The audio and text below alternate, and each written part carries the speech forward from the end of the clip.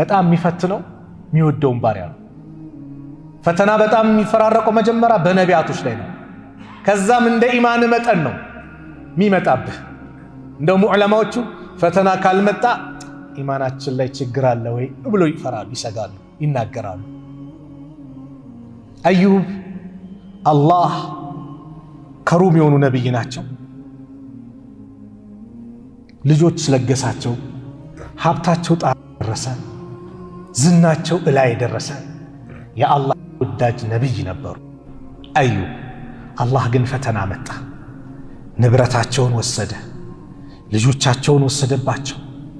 በዛ አምጥቶ በበሽታም ደቆሳቸው። ግን ትግስታቸው ጥግ ደረሰ።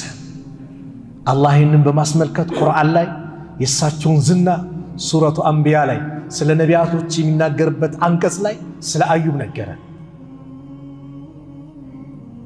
እጃቸውን ያነሱት ጭምር ህዝቦቻቸው ከአላህ ጋር ተቃራኒ እንዲሆኑ አድርገው መሳል ጀመሩ።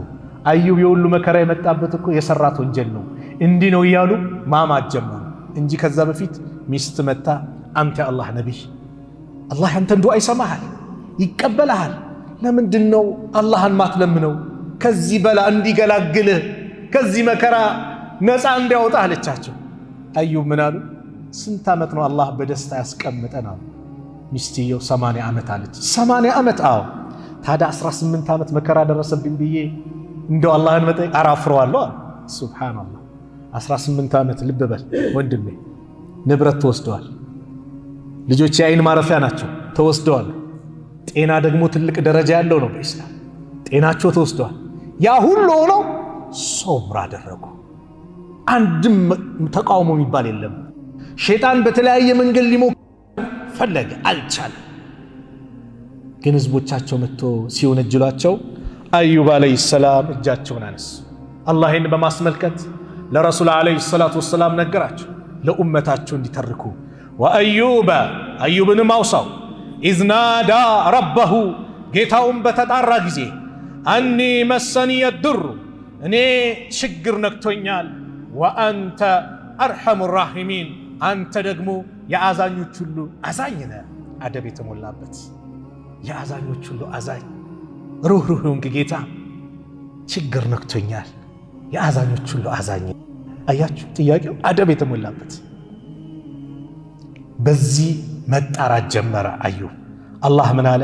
ፈስተጀብና ለሁ ለሱ ዱዓውን ተቀበል። ፈከሸፍና ማ ቢሂ ሚን ዱሪን ከጉዳትም በእርሱ ላይ የነበረውን ሁሉ አስወገድን፣ አነሳንለት።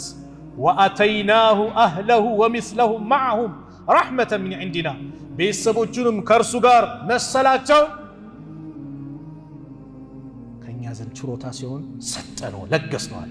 እጥፍ አድርጎ ለገሳቸው አላህ። 7 ልጆች ነበራቸው ይባላል የወሰደባቸው፣ እጥፍ አድርጎ አላህ ለገሳቸው። ንብረቱንም እንደዛው ሰጣቸው። ለምን? ወዚክራ ሊልዓቢዲን አላህን ለሚገዙ ሰዎች ለማስገዘብ እነሱን እንዲገሰጹበት ሲል ይሄን አደረግናል። ምን ማለት ነው መልእክቱ ከተባለ